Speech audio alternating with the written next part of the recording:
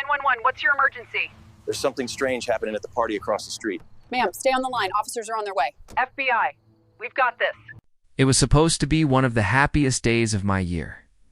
A quiet yet joyful backyard birthday party with friends and family. Burgers on the grill, music in the air, and laughter echoing through the trees. But it turned into a showdown when our neighborhood's self-appointed tyrant, Karen from the HOA, decided to turn my celebration into a federal-level mess, not realizing she had just tangled with the wrong family. Before I tell you what happened next, I need you to hit that subscribe button right now for Sham stories, because this is a tale of petty power, hidden badges, and a party that ended with flashing lights, but not the kind Karen expected. Let's rewind. I had spent the week prepping my backyard, setting up fairy lights, cleaning the patio, arranging foldable tables, and getting the grill ready. My brother Zach was flying in from DC, and though I never made a big deal of his job, the truth was, he was an undercover agent for the FBI, even though he never talked about his work unless necessary. I knew from the way he carried himself that he wasn't just someone punching a desk. I had invited close friends, my parents, a few neighbors who weren't HOA spies. And of course, Zach. We weren't loud, we weren't disruptive, and everything was scheduled to wrap up by 10 p.m. Sharp but Karen short, sharp-featured, always in pressed beige slacks. And holding that wretched clipboard like it was the Constitution, had already circled my house 3 times by 5 p.m., glaring from the sidewalk like she was patrolling a prison block. She made comments to 2 of my guests as they parked on the curb. "These cars are not approved by HOA standards," she barked at my friend Tom, who was driving a rust-colored Ford that, while a little noisy, was legally parked. When I walked out front to greet another guest, Karen was standing there, arms folded, squinting at my Bluetooth speaker. "Noise restrictions start at 6 p.m. for amplified audio," she snapped. I calmly told her everything was within regulation. It was only 5:15 p.m., the music wasn't even louder than birdsong, and no one was disturbing anyone. But she didn't like that I stood my ground. She glared at me and muttered, "We'll see what the authorities think." Then she strutted off like she'd dropped some kind of legal bombshell. I chuckled at the time, assuming she'd stew in her own bitterness and go inside. I couldn't have been more wrong. By 6:30 p.m., everyone was settled in, sipping lemonade, munching burgers, chatting and laughing. Zach had just arrived wearing casual jeans and a ball cap, blending in with everyone else. He gave me a quick nod, that quiet brotherly signal that he was watching everything like he always did, calm, low profile, but razor-focused. And that's when the first squad car rolled in. At first I thought it might be one of Zach's colleagues showing up as a guest surprise. But no, 2 local officers stepped out of the car, stern-faced, one with a clipboard, the other hand on his belt. "We received a complaint about excessive noise and unlawful gathering," one of them said, eyes scanning the crowd. Everyone froze. I glanced over at Karen, who was standing on her porch across the street, arms crossed with that smug look that said, "Gotcha." I approached the officers politely and asked for clarification. "Unlawful gathering? This is a private birthday. Party on private property." The officer explained that the HOA had lodged an emergency nuisance complaint, citing public safety, trespassing, and potential alcohol violations. I blinked. There were lemonade jugs on the table, bottled soda, nothing illegal, no disturbance, not even a single red cup in sight. I started to explain all this when Karen suddenly emerged from across the street, striding toward the officers, voice louder than ever. "That Jeep in the driveway doesn't belong to this household. There are suspicious out-of-state plates. And that man," she pointed at Zach, "refused to show ID when I asked who he was. He could be a threat." That was the moment I knew she was spiraling. I started to say something, but Zach held up his hand, calm as ever. "It's fine," he said quietly to me. He turned to the officers and said, "Would you mind stepping aside with me for a moment?" They nodded, clearly sensing something was off. Zach led them toward the side of the house. Karen, of course, tried to follow, claiming as a resident. "And witness, I have a right to know." One officer told her firmly to step back. I couldn't hear everything Zach was saying, but I saw the moment both officers stiffened slightly. One asked to see something, and Zach pulled a wallet from his back pocket. Not a regular wallet, his credentials case. They looked it over, and the officer handed it back, nodded, and suddenly, their entire posture changed. They walked back to the gathering and said, "We apologize for the disruption, folks. Everything's in order here," Karen squawked in protest. "Wait, what did he say? Who is he? You're just going to leave. What about the Jeep? The noise?" The second officer turned to her and said, "Ma'am, we advise you to return to your property. There's no violation here. In fact, this is now a matter outside your jurisdiction." "My jurisdiction?" she screeched. "I'm the HOA president." Zach stepped forward calmly. "And I'm a federal agent, ma'am. You just filed a false report involving interstate property and law enforcement presence. If you keep interfering, we'll have to escalate this differently." Karen's face drained of color. She opened her mouth to say something but froze, eyes darting between Zach, the officers, and the now silent crowd watching everything. She turned and stormed back to her house. The officers gave us a nod and left. Zach leaned over and whispered to me, "Maybe don't let her near your mailbox for a while." I laughed. The whole crowd broke into nervous laughter. And within minutes, the party resumed, only now, with a wild story that everyone would be telling for years. But that was only the beginning, because Karen wasn't done. What she tried next would push even the FBI's patience to the edge. You'd think being exposed in front of 2 cops and a backyard full of people would have humbled Karen, or at the very least encouraged her to mind her business. But no, what it did instead was fuel a vindictive fire so blinding that she became even more determined to find something, anything, to justify her meddling and regain control of the neighborhood she thought she ruled. The morning after my party, I woke to find a violation notice taped to my mailbox, signed not by the HOA, but by Karen personally using official HOA formatting. It cited unauthorized gatherings, non-compliant lawn furniture, potential code breaches due to unapproved lighting fixtures, which was just her way of complaining about the party decor we had set up in the backyard. I knew it was a desperate reach. Every item on the list was either temporary, legal, or irrelevant, but I also knew Karen didn't care about legality. She cared about control, about winning, about restoring the image she believed. She had lost when my brother calmly pulled out his federal badge and shut down her false report in front of everyone. I crumpled up the notice, took a photo of it just in case, and went on with my day, assuming the situation would deflate now that the party was over. But Karen had other plans. Now by midweek, I started noticing strange things. My security cameras picked up footage of her walking past my property at odd hours. Once at 11 p.m., again at 5 a.m., pausing to stare at the driveway, or taking notes on a small pad she kept tucked under her arm. My neighbor across the street, Greg, told me that Karen had knocked on his door to ask if he felt safe living next to someone entertaining federal agents in a family neighborhood. Greg, bless him, laughed in her face and shut the door. But that didn't stop Karen. The next day, a white SUV with tinted windows parked across from my home for over an hour. No one got out. It didn't belong to any resident. Then it came back the following evening and parked again. Same time, same spot. I texted Zach. He arrived 2 hours later, glanced through the camera logs, and checked a few systems on his encrypted phone. "She's either hired a private investigator," he said, "or she's trying to bait us into making a move she can report." He didn't elaborate, but I could tell he was annoyed, not angry, not flustered, just tired of the pattern. He contacted a friend in local law enforcement to ask about any records of Karen hiring surveillance or filing ongoing complaints. Within a day, we got confirmation. She had submitted 3 different requests to the city council, one alleging I was running a commercial event space from my home, another claiming suspicious financial activity linked to out-of-state license plates, and the third accusing Zach of impersonating federal law enforcement. That last one was the real problem. Because even though it was ludicrous, accusing a federal agent of impersonation triggers an internal alert.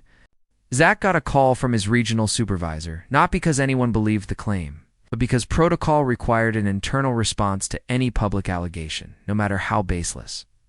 For a moment, the mood in our house turned tense. Zach didn't say much, but I could see it in his eyes, the frustration of being dragged into petty. nonsense by someone with zero understanding of what she was poking. Still, he stayed calm. "I'll handle it," he said. "Let her dig her own hole." Meanwhile, the HOO board finally began to feel the pressure. Karen's behavior was getting bolder, and not in a good way. She had started confronting residents. Walking dogs on the wrong side of the street, flagging minor yard weeds as violations, and demanding that residents report out-of-state visitors. A few neighbors banded together to file a formal complaint to the board. And at the next HOA meeting, which I attended quietly in the back, things exploded. Karen stood at the podium and launched into a speech about outside influence and subversive elements infiltrating the community. She didn't name me directly, but everyone knew. She even said, "We cannot allow federal surveillance equipment to operate without HOA oversight." People began murmuring. One board member, an older woman named Lisa, who'd lived in the neighborhood for over 2 decades, finally stood up and cut Karen off. "You are not the Department of Homeland Security, Karen," she snapped, "and you have no authority to investigate residents." The room erupted in applause. Karen turned red, stammered something about bylaws, and stormed out before the vote to formally censure her could be completed. That night, I thought maybe, just maybe, it was over. But Karen didn't go away quietly. A week later, I came home to find my backyard gate ajar. Nothing stolen, nothing broken, but the motion. Sensor had been manually disabled. Someone had used a magnet to trip the switch. Zach checked the camera backups and confirmed that footage was missing. Between 2:13 a.m. and 3:26 a.m., he narrowed it down to remote tampering or physical overwrite. Either way, it wasn't random. We reported it to the local sheriff and submitted everything we had. Then Zach made a call not to his supervisor, but to someone deeper. I didn't know exactly what agency he contacted, but 2 days later, a black sedan pulled up and out stepped a man in a gray suit who didn't say his name. Spent 3 hours reviewing the footage, inspecting the Jeep, and asking me specific questions about the timeline of events. When he left, he told Zach quietly, "She's triggered a flag. We'll take it from here."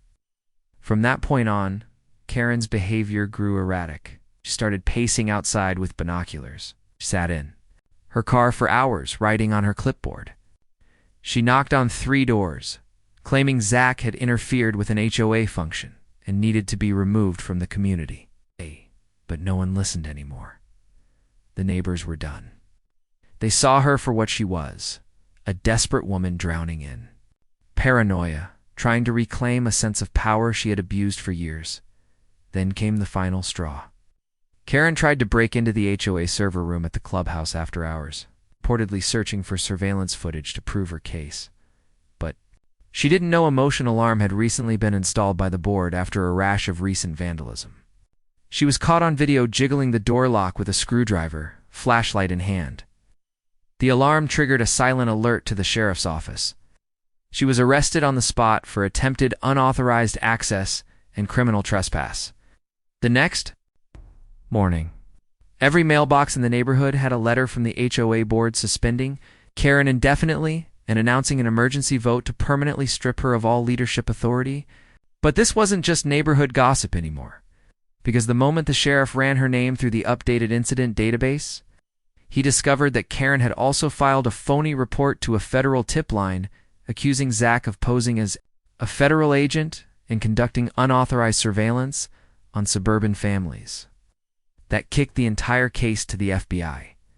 The agent who had come by earlier returned this time with paperwork. He wanted a formal affidavit from me, witness statements from neighbors, and a copy of every notice Karen had ever taped to my door. Zach provided his badge number and clearance file, and just like that, the woman who once ran our streets with a clipboard and a sneer was suddenly being investigated for filing fraudulent federal reports. It wasn't just neighborhood drama anymore. Karen had crossed a line. She was about to find out what happens when the person you mess with has the full force of the bureau behind him.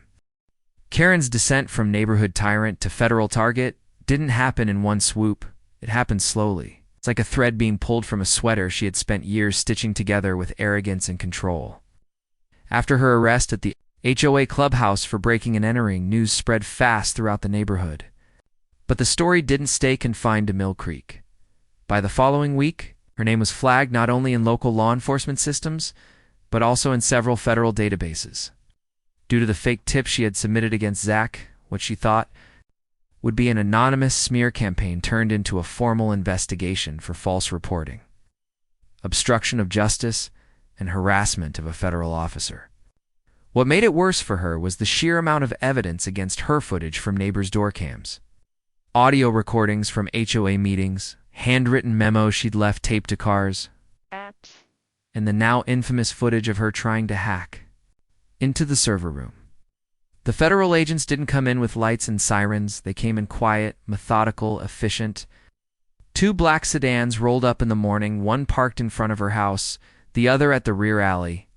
Neighbors peeked through blinds, standing behind mailboxes, pretending to check letters while secretly filming. Karen came to the door in her robe, confused, trying to maintain composure as one. The agent handed her a federal warrant, and another placed her under arrest for submitting a knowingly false report that prompted internal disruption within an active FBI field office. Her face went pale, but her mouth didn't stop. "You're making a mistake. I was protecting the neighborhood. He's not who he says he is," she shouted, struggling as they walked her to the car. But no one defended her. No one believed her anymore. At the emergency HOA meeting held that evening, the board voted unanimously to revoke her HOA privileges permanently. She was stripped of her title, her access cards were disabled, and her name was removed from all official documents and email chains. For a woman who lived and breathed neighborhood dominance, that might as well have been a public execution. I wish I could say I celebrated, but truthfully, I felt nothing but relief. Karen had escalated a peaceful backyard party into a federal investigation because she couldn't stand losing control. But she wasn't done trying to manipulate the narrative.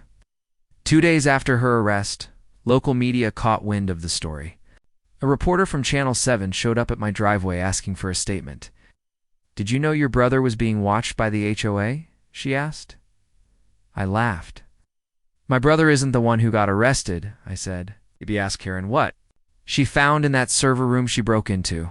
Zach, of course, didn't speak to the press. He never did. He just forwarded everything to the Bureau's internal PR department and went back to doing what he always did, working cases, staying sharp, and avoiding attention. But the story snowballed. HOA members from other neighborhoods started commenting on social media, sharing their own horror stories, tagging hashtag Karen HOA Nightmare and hashtag Justice for Backyards. Somehow, without meaning to, Zach and I became part of a broader conversation about HOA abuse, personal privacy, and the consequences of weaponizing power at the local level. Meanwhile, Karen's legal situation worsened. The federal prosecutor issued a formal charge for obstruction, which alone could carry serious penalties. Her defense tried to argue that she was acting out of community interest, but the paper trail was damning. The fake tip line report was submitted through her personal Wi-Fi. Her phone's GPS put her at the server room the night she tried to break in. She'd written and distributed 23 notices in the span of a week, each one with wording that sounded more paranoid than the last. She had even printed out photos of Zach's car from her window and annotated them like a criminal case file. It looked obsessive, not responsible. The court scheduled a hearing. And when the day came, I showed up, not because I wanted revenge, but because I wanted closure. Zach didn't attend. He didn't need to. His badge had spoken for him the moment Karen tried to undermine it. Inside the courtroom, Karen sat next to her lawyer, pale and stiff. She barely looked up when the judge listed the charges.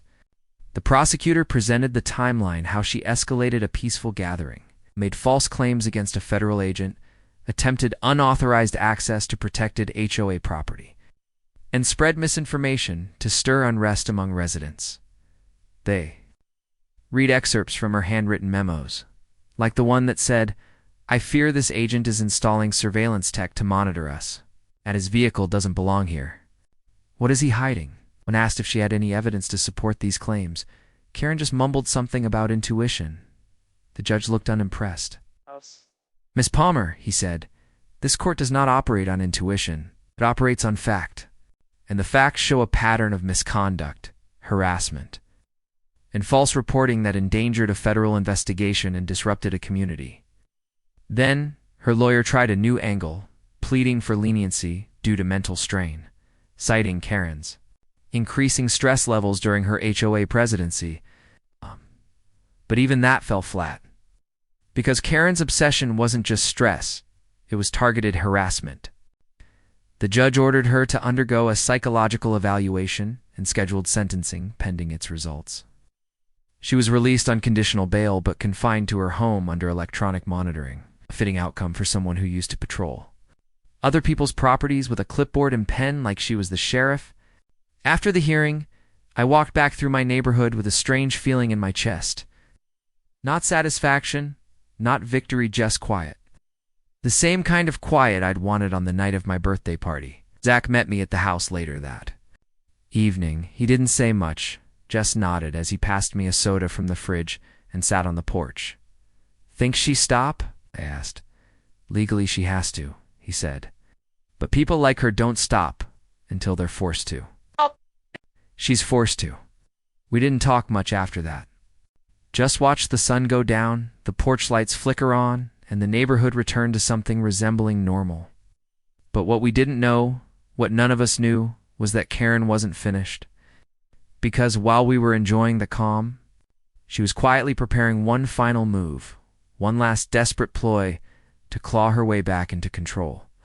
And that move would change everything. Asterisk.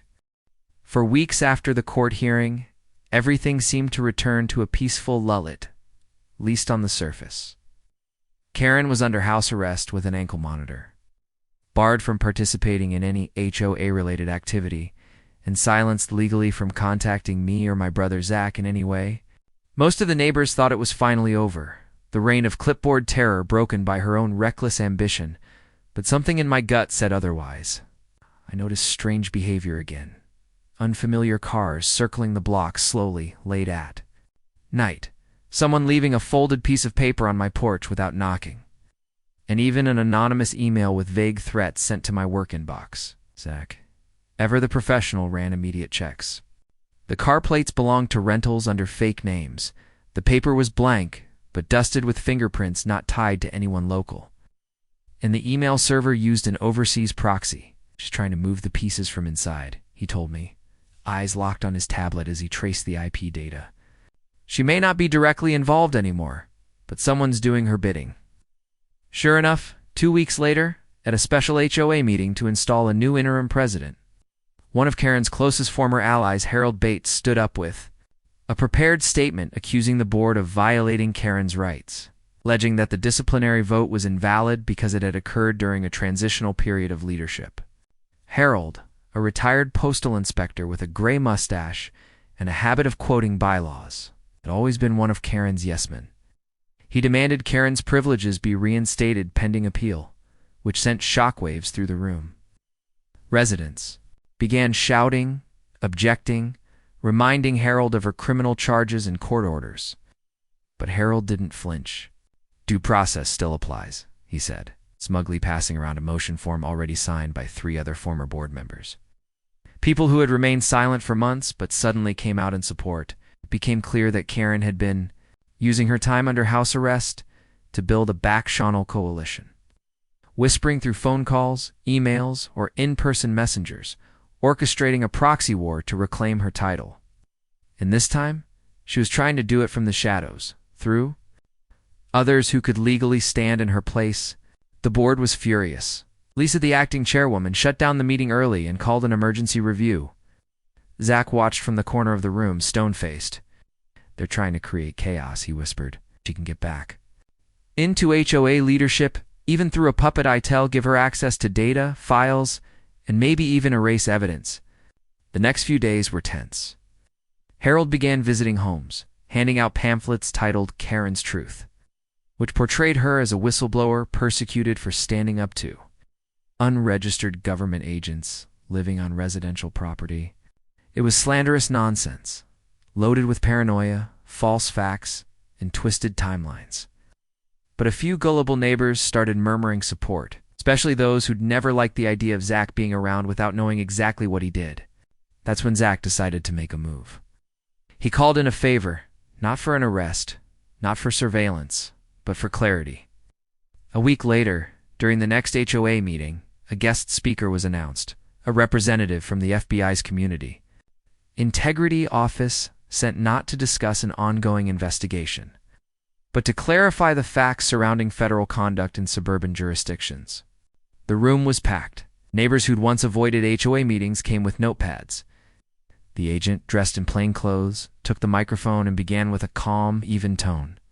He didn't name Zach, but he outlined what had happened, the false report, the tampering with federal data, the interference with a federal vehicle, and assured everyone that no unauthorized SD surveillance had ever taken place in the community. "We are not in the business of watching backyard cookouts," he said, to a few chuckles. "But we are in the business of protecting our agents from slander, threats, and criminal misrepresentation." He held up a folder and, in a rare move, disclosed redacted details of the tip line submission, proving that Karen had falsely named Zach, fabricated details about surveillance vans, and even accused him of hiding weapons. The silence in the room was heavy. Even Harold turned red.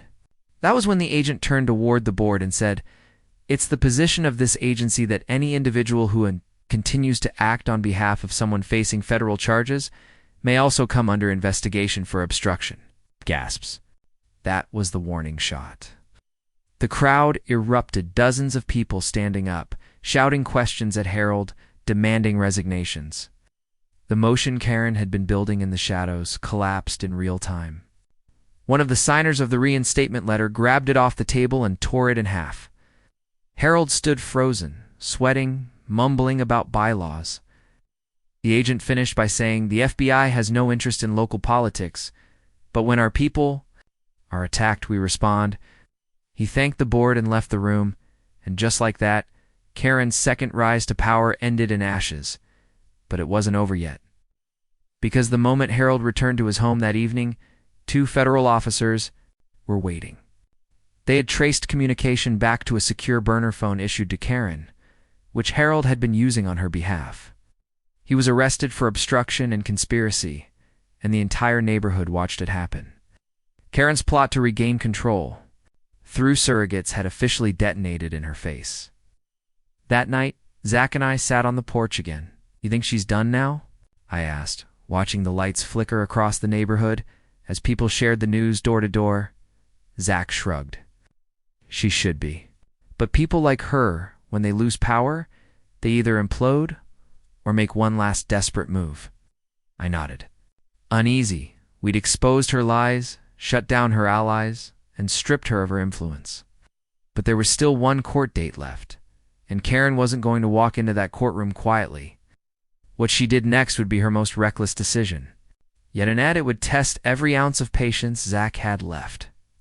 The courtroom was packed that morning, not just with lawyers, law enforcement, or court reporters, but with neighbors, HOA members, and even a few curious citizens who had followed the bizarre saga of Karen's downfall from clipboard-wielding tyrant to federally indicted suburban saboteur.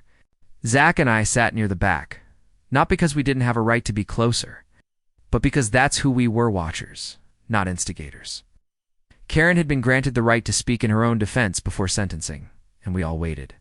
Some silently amused, others genuinely anxious, to hear whether she would show remorse or double down on the conspiracy web she had spun for so long. She entered the room in plain attire, her hair pulled back, face devoid of the smugness that once accompanied her every step. But behind that false calm was something darker, more resolute, something I recognized immediately, not as repentance, but a final attempt to twist the narrative one last time. Her attorney stood and made a predictable appeal for leniency, citing her decades of volunteerism and the emotional toll of recent events. The judge listened unmoved. Then Karen took the stand and, in a calm, carefully measured tone, began to speak. "I did what I did because I care," she said. "I saw danger where no one else did. I saw people moving in, secrets being kept, cars parked that didn't belong. I saw a man who wouldn't answer questions, who came and went, without explanation, and I asked myself, who will keep us safe?" Her voice cracked as she scanned the room, trying to draw sympathy. If I was wrong, then I am sorry. But I will never apologize for protecting my community. A few gasps echoed from the gallery, but most remained silent. I saw Zach's jaw tighten slightly, not out of anger, but out of restraint. The judge leaned forward, steepling his fingers, and said, "Miss Palmer, what you've just described is not community protection. It's delusion. It's vigilantism. And it resulted in false reports, criminal trespassing, attempted data breaches, and defamation of a federal agent. You endangered lives, not protected them." Then he picked up a folder and began reading off the charges: filing a false federal report, obstruction of justice, inciting harassment, and unauthorized access to restricted HOA property. Given your behavior after the arrest, including documented communication with co-conspirators and attempts to undermine ongoing investigations, this court finds you guilty on all counts. Karen's face finally broke, her posture slumping as the reality hit her. The judge continued, "You are hereby sentenced to 6 months in federal custody, followed by 2 years of supervised probation. You are also barred from holding any position of authority in any HOA or community organization for a minimum of 10 years. The gavel slammed down, and with it, the final chapter of Karen's reign came to an end. As she was led away, she turned and locked eyes with Zach, not in apology, not in fear, but in defiance. It was the look of someone who still believed. They had been right all along. No one in the room believed her anymore. Outside the courthouse, neighbors gathered in groups discussing the verdict. Some shook our hands, others just smiled, relieved. Lisa from the HOA gave Zach a small nod of thanks. Wrote, "We've never felt safer," she said quietly. Oh! The neighborhood looked different, not physically, but emotionally. People waved more. Kids played without being glared at. No more threatening notes, no more late-night stalking, no more clipboard surveillance patrols. And though Zach stayed only 1 more week before returning to D.C., his presence had left an impression not just because he was an FBI agent, but because he had handled the entire mess with calm, precision, and unshakable integrity. The day he left, we stood on the porch like always, watching the sun rise. "You ever get tired of dealing with people like Karen?" I asked. Zach gave a half smile. "They're everywhere," he said. "But the good thing is, they always expose themselves eventually. You just have to outlast them, and that's what we did. We didn't yell, we didn't stoop, just waited, responded, and watched her dig her own grave, one false accusation at a time. So if you're out there and you've got a Karen making your life hell, whether it's through an HOA, a neighborhood council, or just petty harassment, don't give up. Stay calm, document everything, and let the truth do the work. Takes time, but it always catches up. If you want more stories like this one, where the powerful fall and the quiet rise, hit that subscribe button right now and join us here on Sham Stories, where drama meets justice and no Karen ever gets the last word.